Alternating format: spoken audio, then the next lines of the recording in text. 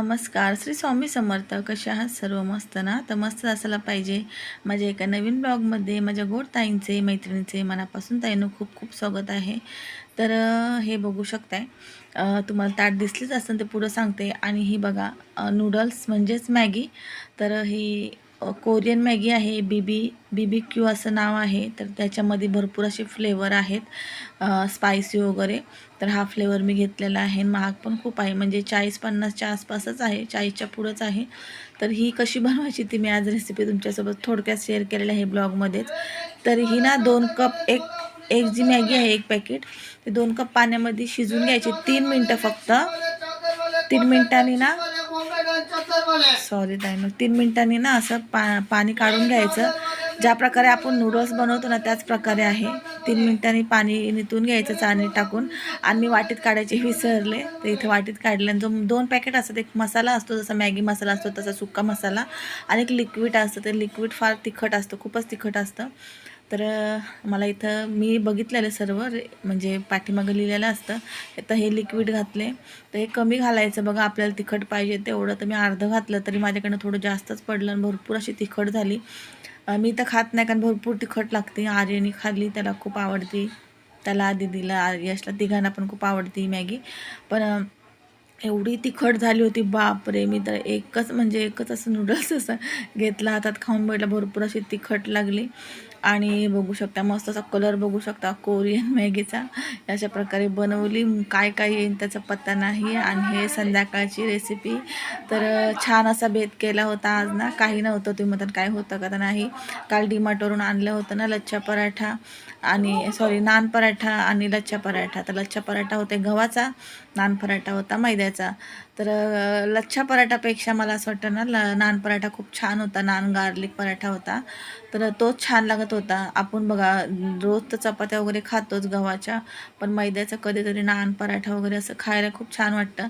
तर तिथं डीमार्टमध्ये ना मैद्याचा नव्हताच. दरवेळेस मी म्हणजे जो आणते ना मैद्याचा लच्छा पराठा, तो नव्हता. मग हा गव्हाचाच भेटला. मला असं वाटतं संपला असावा, तर गव्हाचाच भेटला. मग मी गव्हाचाच घेतला. पण काय चपाती खाल्ल्यासारखंच वाटतं, एवढं काय खास वाटत नाही. तरी छान लागतं, क्रिस्पी असं भाजला ना पराठा छान असा तर लागतो. पण तरी पण थोडं वेगळंच पाहिजे असतं तर वेगळंच छान लागतं थोडं. तर नान पराठे होते ना, जे गार्लिक नान, वाव, ते खूप छान लागले. मला खूप आवडले, आर्यलाही खूप आवडले, आमच्या दोघांना तर खूप आवडले.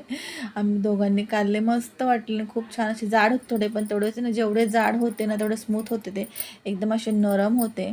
आणि आपण बटर किंवा तेल लावून फ्राय करू शकतो, म्हणजे गरम करू शकतो. फक्त गरम करायचं आहे तवा गरम झाल्यावर. तर मी इथं ना तेलच लावलं होतं, कारण आता तूप संपलं होतं, तूप आणायचं होतं, तूप संपलेलं होतं. तर मी तेलच लावलं, पण खूप छान लागले, एकदम नरम नरम मस्त. पण ते नान आहेत ना, मला असं वाटतं पनीरची भाजी संग पण छान लागतात, पण नॉनव्हेज सोबत जरा जास्त छान लागतात. चिकन मटन सोबत असं चिकन हंडी, मटन हंडी असं म्हणतो ना आपण करतो, त्यासोबत नान आहे ना, ते गार्लिक नान होते, ते खूप छान लागतात. पण त्यातले प्लेन नान पाहिजे. हे गार्लिक नान होते.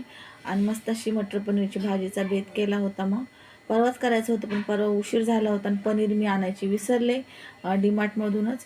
तर मग आज बेत केला असा. आणि ह्याची डेट आहे ना, डेट मी बघितली तर 1 वर्षाची होती, म्हणजे पुढच्या वर्षीपर्यंत, म्हणजे 1 वर्षभर चालणार अशी डेट होती. नानची पण आणि रोट्या ज्या आहे, परोठे, त्याचीसुद्धा गोल्ड गोल्ड हा ना, थांबा, गार्लिक नान आहे हा. हे बघा, हा गार्लिक नान आहे. मी काढले बघा, कसे मस्त असे प्लॅस्टिकचे कवर वगैरे करून दिलेले आहेत. आणि हे फ्रीझरमध्ये ठेवायचे असतात. हे बघा, गार्लिक नान आहे हे खूप छान लागले, कारण मैद्याचे होते. आणि हे गोल्ड लच्छा पराठा आहे, तर हे गव्हाचे आहे. तर हे पण छान होते, पण ठीक होते, पण चपातीची टेस्ट येत होती, कारण ते गव्हाचे होते त्याच्यामुळं. असं तर मी तुम्हाला ना एक इथं भाजून दाखवते, कारण तेवढा टाईम नव्हता. मी गेले होते नाक्यावरती, कारण जी साडी आणली ती साडी मला ब्लाऊज शिवायला टाकायचा होता. प्रॉब्लेम असा झाला, साडी आणली पण साडीचा ब्लाऊज पीस आहे मला फुल शिवायचा आहे, म्हणजे हात जेवढे आता मी 2 ब्लाऊजचे शिवले, 2-3 तेवढे शिवायचे आहेत. मग ब्लाऊज पीस कमी पडत आहे. टेलरने सांगितलं 75 मीटर आहे, म्हणजे 75 मीटर आहे ब्लाऊज, तर मला 1 मीटर पूर्ण लागेल त्यांनी सांगितलं आहे. मग मी म्हणले साडी परत देऊन येते आणि ज्याच्यामध्ये मोठं ब्लाऊज पीस असेल तोच घेते. मग एवढी भारीतली छान अशी महागाची साडी घ्यायची, त्याला अर्थच ना त्याच्याचं ब्लाऊज नाही. साध्या साडीचं काय वाटत नाही, पण म्हणलं ठीक आहे, मग आज जायचं आहे मला ब्लाऊज बदलायसाठी, सॉरी साडी बदलायसाठी. बघू आता कोणते घेऊन येते. जमलं तर नक्की व्हिडिओ काढन, पण होत नाही व्हिडिओ काढायला. पण जिथं होतं तिथं ना कुठं कुठं परमिशन नसते व्हिडिओ काढायची. पण एवढ्या पब्लिकमध्ये ना थोडं लाज लागत होतं. फोन असा वर धरायचा आणि व्हिडिओ काढायचा प्रयत्न तर भरपूर करते, पण कुठं कुठं असफल होतात की प्रत्येक ठिकाणीच आपल्याला काढायला जमलं असतं नाही. छान अशी बघा संध्याकाळची मस्त अशी ताट. आणि मी चपात्या पण केल्या होत्या, 4-5 चपात्या पण केल्या. कारण ह्यानी काय त्यांचं पोट भरणारं नव्हतं, त्यांना काय एवढं काय सहसाही आवडत नाही. म्हणून 4 चपात्या केल्या होत्या. पटकन नाक्यावर जाऊन आले. आणि हे आर्यला ना रसमलाई खूप आवडते, त्याला रसमलाई आणली होती.